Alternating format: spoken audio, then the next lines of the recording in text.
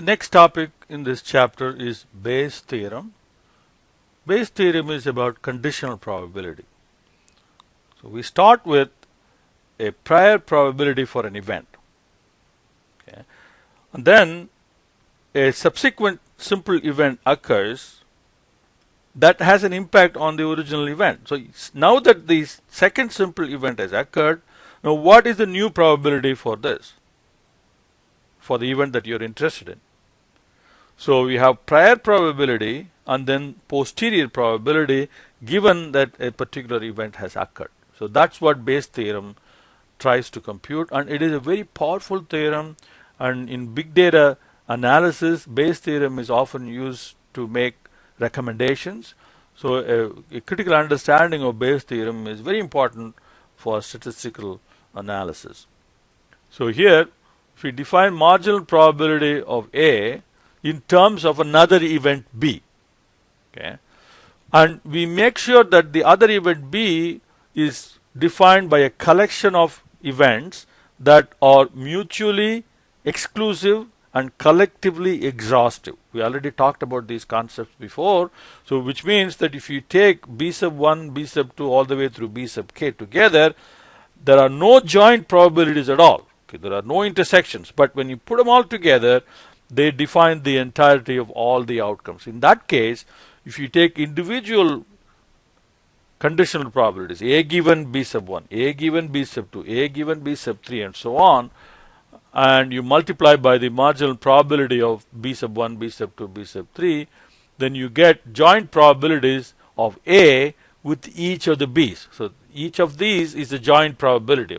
A given B sub 1 times probability of B sub 1. So that means this is A and B sub 1. So this is A and B sub 2. And so on. And this is A and B sub k. So if you sum up all of them, you get the marginal probability A. Now with this concept, then we can state the Bayes' theorem. So Bayes' theorem goes like this. What is the probability of event B given that A has occurred? So in that case, this is the joint probability of B sub I and A, so which is given by probability of A given B sub I times probability of B sub I divided by probability of P sub A, which is given as the sum of all of these joint probabilities.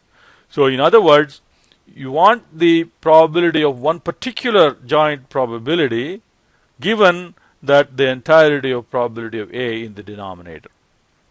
Okay, so this is kind of confusing at the beginning, but if you set it up in a proper way, it is not.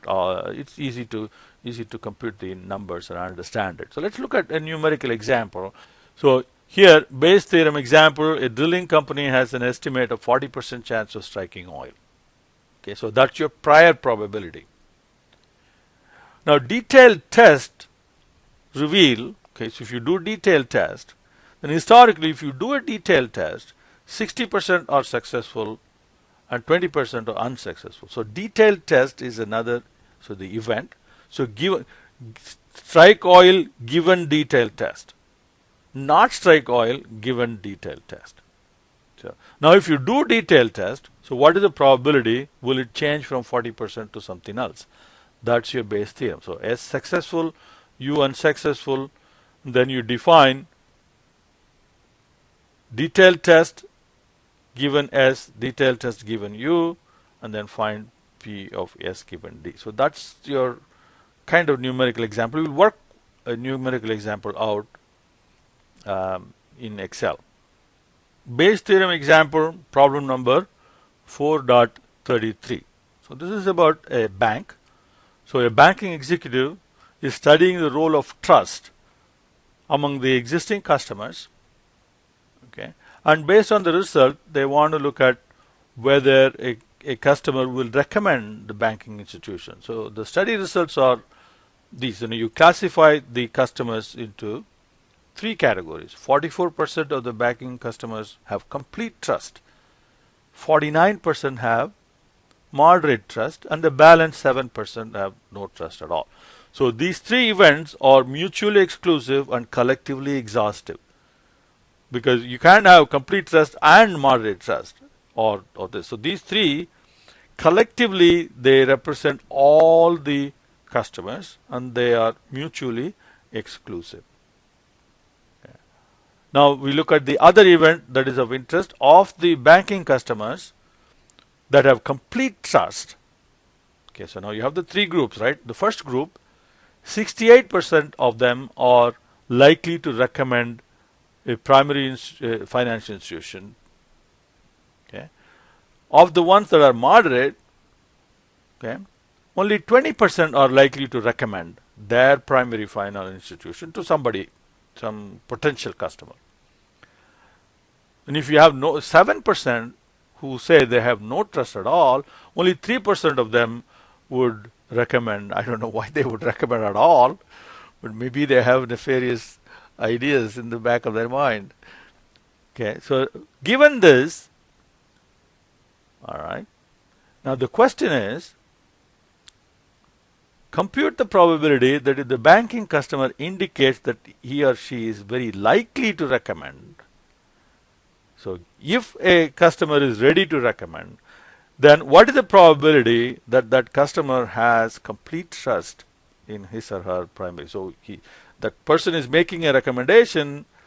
Now what is the probability that that person has high level of trust in their financial institution? So that's the probability that we are interested in. So let's assemble this data in Excel. Okay, we'll define the events.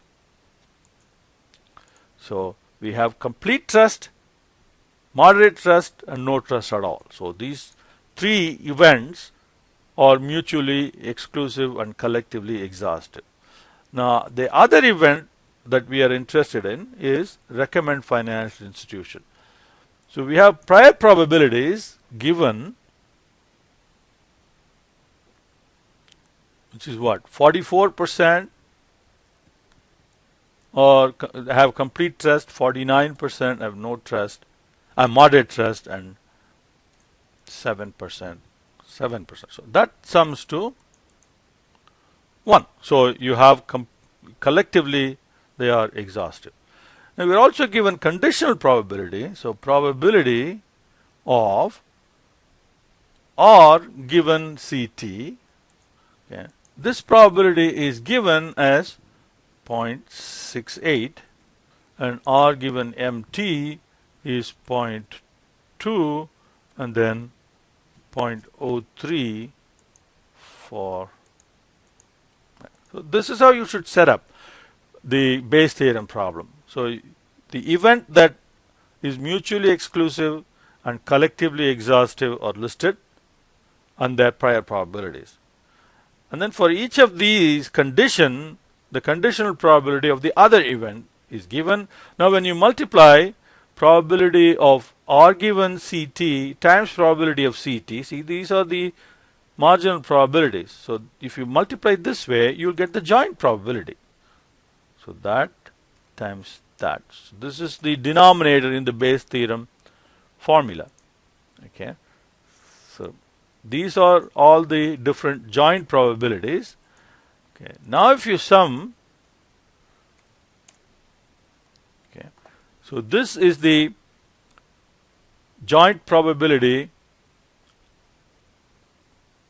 If you sum here, and this is your probability of R, this is the marginal probability of R, because you've now, so these are the joint probabilities of R with CT, R with MT, R with NT.